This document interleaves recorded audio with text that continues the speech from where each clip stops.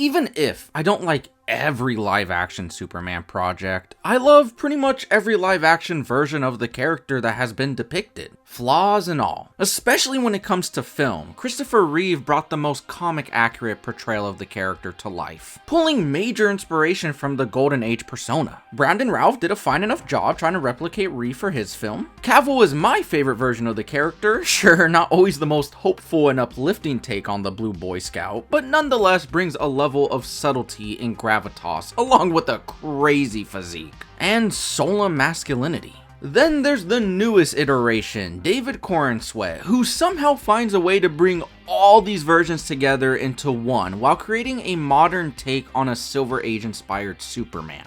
So yeah, for the most part, I absolutely love all these Supermen.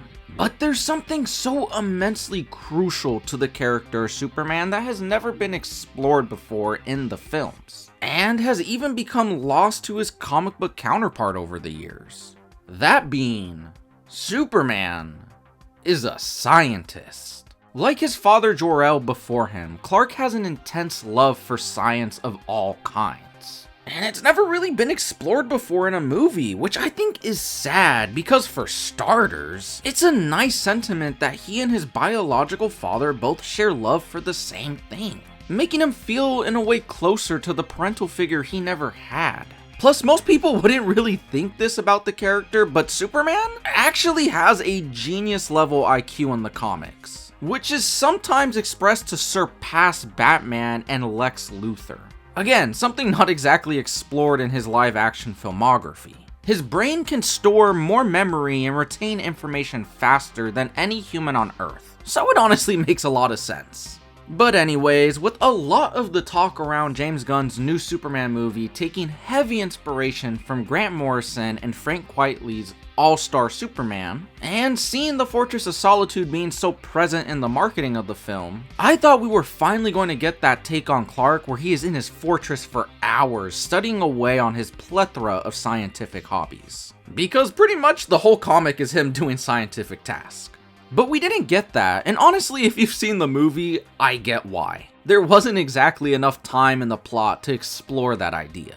Yet there are hints to trophies in his Smallville bedroom that I believe are science related. But now you're probably asking yourself, okay, so what makes this so important to the character anyway? I'ma tell you.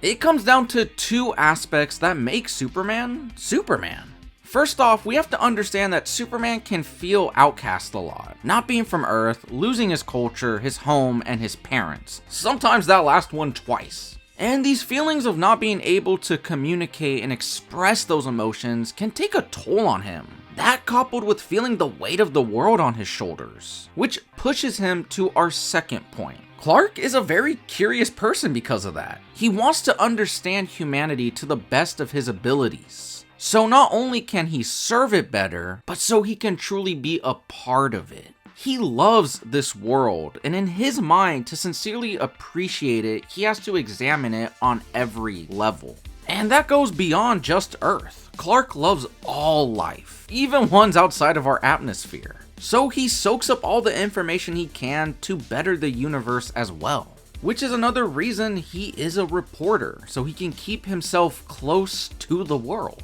But going back to him being an outcast, I've always gotten the sense that science was his way to distress, and come to understand the world in a private way, where he can be with his own thoughts, in the way people paint nature or take photographs. It's his way of stopping the world and looking at it in a quiet way, far from the noise and the emotional turmoil that comes with his line of work.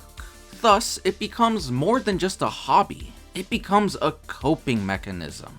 An extremely healthy one at that. And if you think about it a little bit longer, it makes even more sense. This is one of the most physically powerful beings in the universe, who doesn't need to keep his body in shape because it basically does it for him already. Even a few super laps around the world won't make an improvement on his body. But his mind? Well, his mind can always learn more, grasp more, feel more. It's the one aspect about himself that isn't exactly perfect and can always be refined, like all of us. I I think that the idea of continuously being able to find more knowledge makes him feel more human. Once again, coming full circle, allowing him to create a greater bond of empathy for all living life around him. To a lot of people, knowledge is power.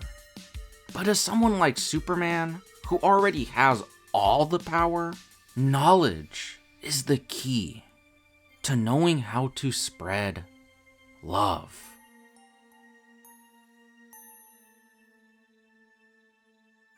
Alright, thank you for checking out the video, I really appreciate it. But I also did want to mention that I actually have made a short film. It took me almost a year and a half to make, and will it be the greatest cinematic feat you have ever seen? No, but I poured my blood, sweat, and tears into it, and most importantly, all my friends came together to really help create my vision and finalize it. And for that reason alone, I think you should go ahead and give it a watch, because I am eternally grateful for all their help. The whole idea for the short film was, what if I made a Peter Parker story without Spider-Man? So hopefully that can give you a bit of an expectation on what the tone would be like, and if you want to check it out, you can go ahead and click right here on the right. Thank you.